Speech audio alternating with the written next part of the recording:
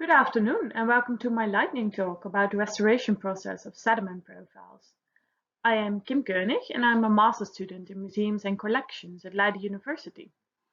I'm currently an intern at Naturalis and among others I've been working on sediment profiles. Sediment profiles are not generally known objects in the museum landscape and much of the literature is written in Dutch. So with this talk I hope to shed some light on the creation and conservation process of these sediment profiles.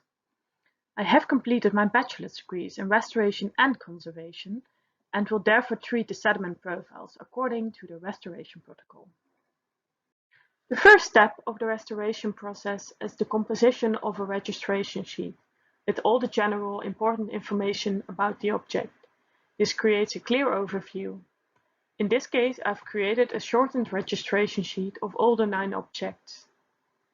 Subsequently, the context of the object is researched. This involves the manufacturer, the place and date of origin, and any other additional information that is of interest for creating an outline of the history, and therefore the story of the object. Jan Fokke Holtrop was born in 1935 in Indonesia, and he received his degree in mining engineering in Delft. In 1959, he started a study into manganese deposits in Suriname. These sediment profiles are the result of this research. The thin layers of sediment show detailed structures of soil. These sediment profiles were then donated to Naturalis last year. They are an important aid in the reconstruction of the environment of the deposit. They are irreplaceable, as many of the places he visited at that time have been taken over by the jungle.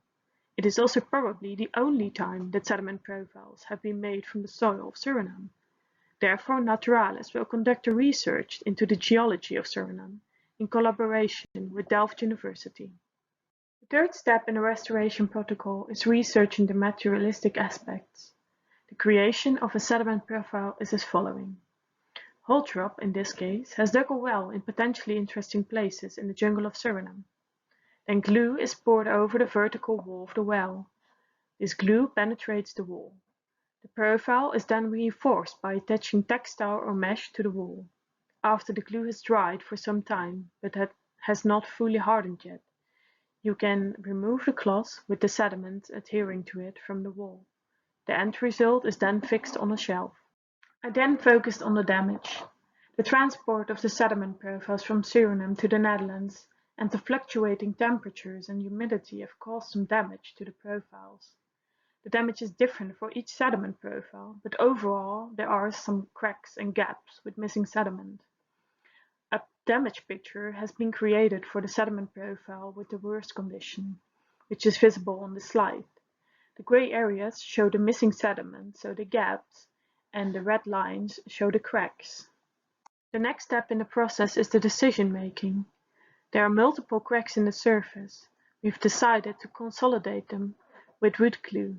It is diluted with water to a 40% solution, which is then applied in several layers with a soft paintbrush. A more difficult part of the restoration process is the missing sediment. A possible intervention might be filling in the gaps with Bisenkit Universal. It does not break, it's easy to obtain. Also, it's flexible and does not shrink during drying and will be transparent. Furthermore, the film will be clearly interpreted as a restoration.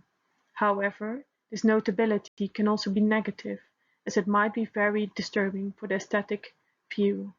Another option is to add similar sediment to the glue. This makes it less noticeable, but it will be very hard to find similar sediment, and it will be very disturbing when the sediment is not similar enough. But when it will be very well matched, it might be mistaken for real and could be interpreted as forgery or as disturbing for research. Another option is to add earth pigments to the glue. This makes the color adjustable to surrounding sediments, and it will be a visible restoration due to different grain sizes, but it will not be disturbing. However, the process of color matching might be very long. The last subject that I will focus on is the implementation, prevention, and aftercare of the object. The interventions for the missing sediments have not been tested yet. However, this will be done before starting the restoration process. The goal is to consolidate the sediment profiles to prevent further crumbling, without disturbing the aesthetic appearance of the objects or creating a forgery. After restoration, the protective glass plates will be placed back in front of the sediment profiles, and the objects will be stored back in depot with stable conditions, both humidity and temperature. Also, it is important to prevent vibrations. This is the end of my lightning talk. Thank you very much for your attention.